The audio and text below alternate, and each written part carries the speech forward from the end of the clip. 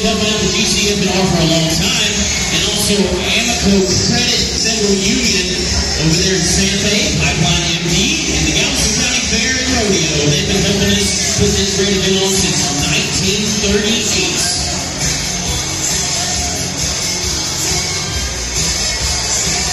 Friends, all of these sponsor flags you see this afternoon make this event possible each and every year. And we've also got another one. He's a local man, DWR Windmill Service, Glenn Risky. He's probably over the show barn right now, getting everything fit and ready.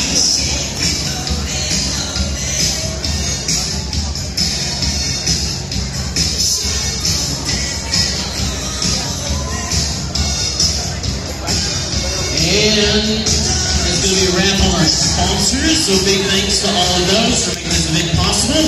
So when I said earlier, this is the first annual Rough Stock Rodeo Challenge. It's something really fascinating you're going to get to see, because this is the future of rodeo as all of our contestants go out to the middle of the arena. And you get a good close-up look to see who you're going to see competing for us tonight.